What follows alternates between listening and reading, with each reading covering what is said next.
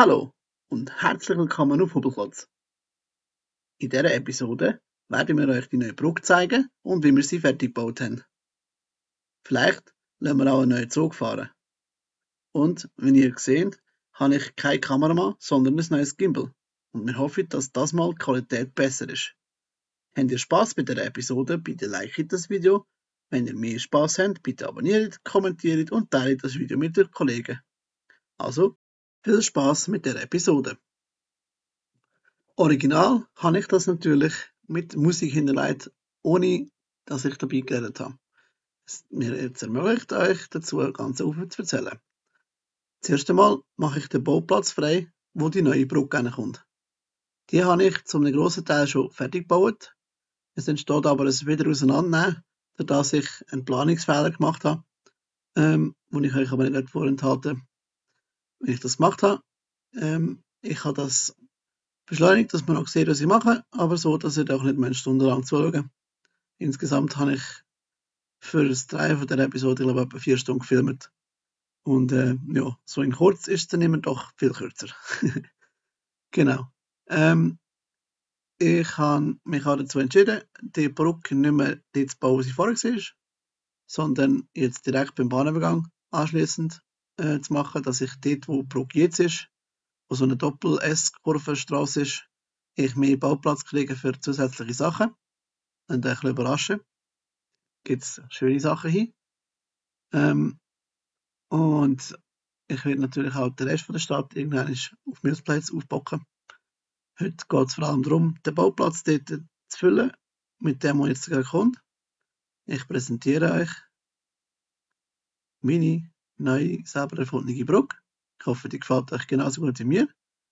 Es könnte ein bisschen schöner sein oben drauf, aber bei dieser Bautechnik entsteht halt einfach so ein bisschen Unebenheiten beim Trottoir.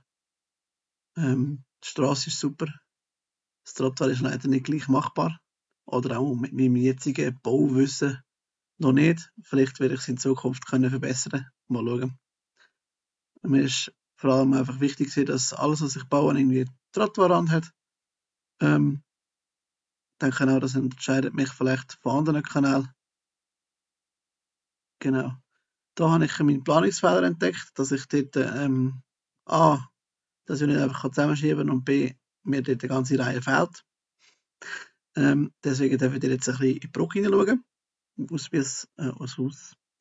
ist ja klar, aus Lego, aber wie es aufgebaut ist.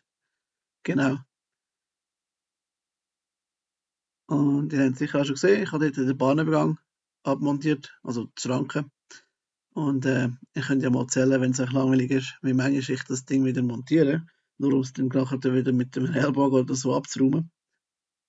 Ich glaube, ich bin etwa auf 7 Mal gekommen oder so, beim dran nachdenken. Zählt habe ich es noch nicht. Genau. Jedenfalls hoffe ich, euch gefällt das, dass ich das hier gemacht habe. Einmal euch in Zeitlupe ein bisschen zeigen, wie ich es baue. Ich habe auch probiert, verschiedene Kameraperspektiven zu nehmen. Also im Moment sehen wir vor allem die da, weil sonst würde man nichts sehen. Ihr dürft mich aber nachher gerne wissen lassen, ob das cool wäre, aus noch mehr Perspektiven, viele verschiedene. Ich denke, etwa 4 würde ich vielleicht hinkriegen. Und ja, die wissen wie, könnt mir gerne auch mal einen Tipp geben, wie man eine Luftszene filmt, ohne dass man dann irgendetwas, wo das festhebt, auf dem Bild hat. Kameramann habe ich, wie gesagt, kennen, falls sich einer berufen fühlt, mal ein Video von mir filmen, wo ich eine Idee dazu habe, wie oder was, und nur einen braucht, der es dann eben möglichst schön verfilmt. Darfst dich gerne bei mir melden. Ich habe nicht die ruhigsten Hände, weshalb ich auch Gimbals und so weiter benutze. Und Software-Stabilisation und so weiter. Genau.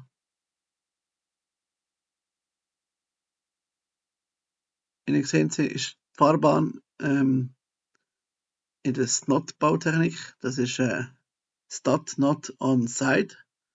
Nein, Stat Not on Top. Technik, wo eben der Noppen quasi auf der Seite ist und nicht oben. Das haben wir natürlich vom Brick die schöne Seitenseite, wo glänzt und super sich als Fahrbahn eignet. wo hingegen dann auf der anderen Seite das Trottoir wieder mit normalen Plates gemacht wird, was normalerweise super funktioniert, aber wenn man es so baut wie ich, dann gibt es so gewisse Komplikationen. Das Ganze ist eigentlich nur deswegen so kompliziert, weil der Anfang und das Ende von der Brücke müssen übereinstimmen mit den nächsten Platten. Hätte ich halbe Legosteine oder so, dann wäre das auch nicht so das Problem. Aber es gibt halt einfach eine variable Länge, die man nicht so gut einplanen kann, wenn man so etwas macht. Genau. Jetzt darf ich wieder ein bisschen profitieren von meinen Kamerawinkels. Ich habe einfach 2 momentan zu dem Zeitpunkt gehabt, dass ich ja nachher synchronisiere. Ich hoffe aber trotzdem, dass das reicht, um es genug spannend zu machen. Ich habe damals natürlich auch ein bisschen synchronisiert mit der Musik, die ihr jetzt nicht hört. Darum macht es vielleicht manchmal nicht unbedingt Sinn, warum ich den nicht umschalte. Wie gesagt, aber ich probiere jetzt die T-Kreuzung, die vorher links siehst, dort rüber zu kriegen. Später gibt es dann natürlich Mills-Plates dort drin. Aber die habe ich zu dem Zeitpunkt noch nicht gehabt. Die Brücke war ein sehr teures Unterfangen gewesen, wo ich aus 2 Gründen gemacht habe. Einerseits wollte ich es bauen und andererseits hatte ich jemanden gehabt, der meine ganze Stadt im Internet gefunden hat. Gefunden, du, kann ich die lizenzieren? Kann ich die bauen? Und ich sagte, ja, also theoretisch ja, aber ich weiß nicht, wer eine ganze Stadt kauft. Aber wie wäre es mit dieser Brücke? Und so ist eine Partnerschaft entstanden mit jemandem, wo ich euch sonst kann in die Infobeschreibung packen. Ihr könnt dort unter dem Link die Brücke kaufen. Sie ist ein bisschen teuer, aber ja, wer so eine daheim will, die gibt es dort. Ist auch mein erster Versuch, jemandem zu verkaufen. Mittlerweile habe ich mit dem noch eine zweite Partnerschaft für etwas anderes eingegangen, muss dann in einem anderen Video mal darüber erzählt werden können.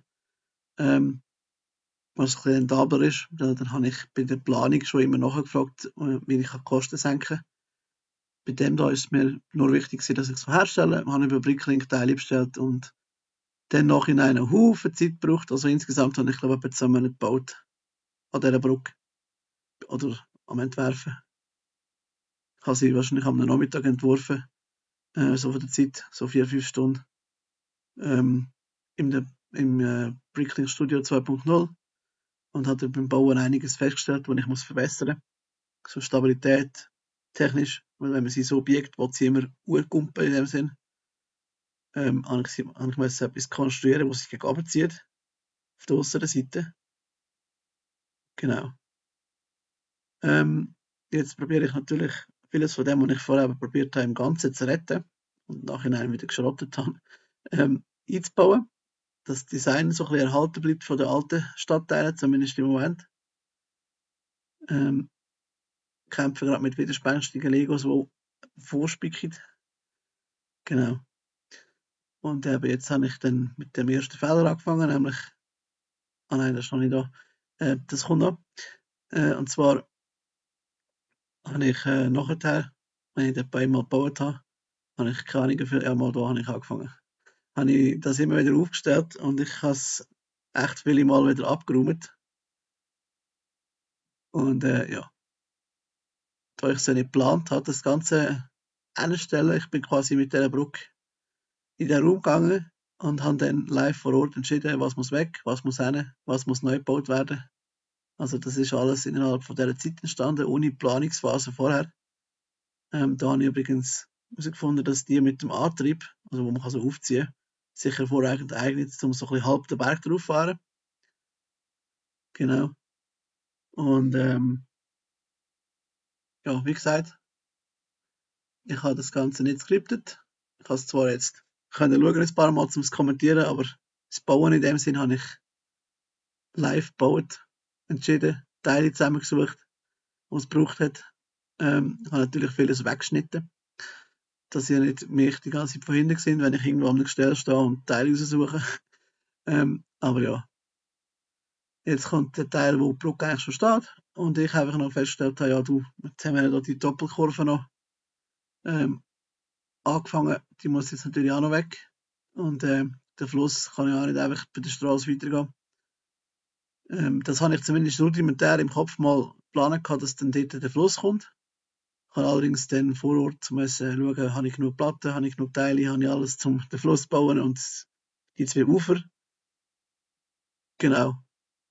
Von dem her sehr viel improvisiert. Aber das ist das Tolle an den Legos, dass man kann seine Kreativität freien Lauf lassen.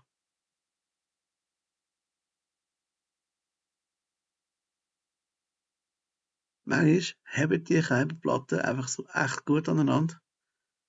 Vor allem, wenn man nicht den Rest dort wegnehmen. Wenn man es nicht noch einmal aufbauen. Genau.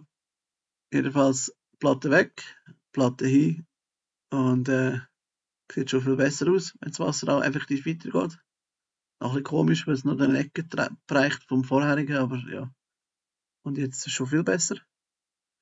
Jetzt noch ein bisschen grün. Und wenn ihr jetzt feststellt, kämpfe ich mit dem Scheibenschalter von der Weiche. Also falls Lego das gehört. Oder sonst irgendein Hersteller von Weichen. Mache ich doch einfach irgendetwas, wo man in der Schiene bedienen kann, zumindest mit dem Daumen links, rechts fertiggestellt. Wo nicht so viel Platz braucht. Genau.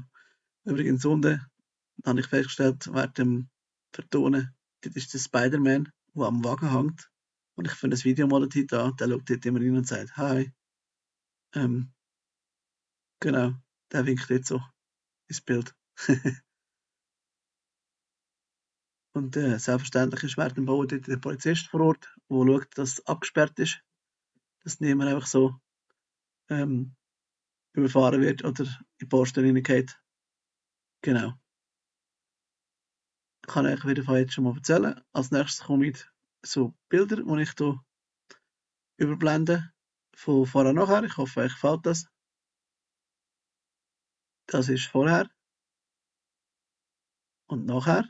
Ich habe leider nicht genau den gleichen Winkel bereicht. Nochmal vorher und nochmal nachher. Und dann noch aus einer anderen Perspektive. Vorher und nachher. Ich werde jetzt dann gerade euch alle die Platten, auch inklusive denen, die ihr jetzt vielleicht schon seht, wo der Fluss drauf ist, vorstellen. Mit einem 3D-Render. Und ja, ich hoffe, euch gefällt das. Das ist die Platte, wo die Tankstelle drauf Platz hat. Das ist die Bushaltestellplatte. Dann Doppelfußgänger T-Kreuzung. Mein doppelter Bahnübergang und 2 Schienen und eine Strassenkreuzung. Dann eine ganz normale Wiesenplatte. Meine Platten sind übrigens alle von OpenBricks, deswegen da noch eins die gleiche. Dann der Strand und natürlich Bruck. Noch zum Präzisieren, vielleicht nicht alle Platten, aber einfach die Wiesenplatten habe ich von OpenBricks, weil mir gefällt das, dass dort drauf Grashelme drauf sind. Das macht irgendwie ja, interessant. Das ist die C-Platte gesehen. Und jetzt der neue. Da ist anstelle von vorher diesen Bäumchen, hat es jetzt hier den Fluss, wo natürlich da zwischen geht. Ich habe das übrigens so designt, dass das dazwischen geht, für die das fragt. Und dass es unterspült ist. Ich hoffe, euch hat das gefallen. Und ja, jetzt zu etwas anderem. Lassen wir mal die Zügel fahren. Oder den Zug. Zudem kann ich noch erwähnen, der ist mir gesponsert worden für das Video zum Auslehnen von meinem Nachbar. Danke, dass ich das auslehnen konnte. Nachträglich habe ich jetzt gemerkt, dass jetzt, wenn ich ihn nicht mehr habe, im Arsenal, dass mir der fehlt, falls also eines weiter billig loswerden will. Wäre Abnehmer. Genau. Das ist übrigens noch aus der Zeit, wo Züge mit Infrarot steuerbar sind. Deshalb fahre ich auch ab und zu die falsche Richtung, weil ich es mir nicht gewöhnt bin, dass der manchmal nicht Empfang hat und bis der dann reagiert, ja, fahrt halt einfach in die Richtung weiter. So ist das. Jedenfalls, danke vielmals, dass ihr in die Folge reingeschaut habt. Ich hoffe, ihr habt Spass, dass ich unsere Stadt verbessere. Danke übrigens, wir haben jetzt 2000 Subscribers erreicht. Danke, dass ihr fleissig abonniert und dass wir so stark wachsen. Genau. Und danke vielmals jetzt fürs Schauen. Danke natürlich auch im Voraus schon, falls du dir das nächste Video auch willst, reinziehen. Das wird dann übrigens unser 20. Video. Ich plane dort eine Dokumentation von der Reise von unserer Stadt, wie wir dort hingekommen sind, was wir alles vernehmen haben. Ebenfalls noch ein spezieller Dank für meinen Nachbar. Und ich würde es natürlich begrüßen, wenn andere Leute auch noch mir etwas für das Video sponsern, das ich zeigen darf. Und wenn nicht, dann sehen wir uns sicher im nächsten Video wieder. Ihr dürft natürlich jetzt gerne die Abspannelemente klicken, sprich Playlist mit allen Deutsch und Schweizerdeutsch synchronisierten Videos oder das nächste Video. Und sonst sehen wir uns nächstes Mal. Tschüss!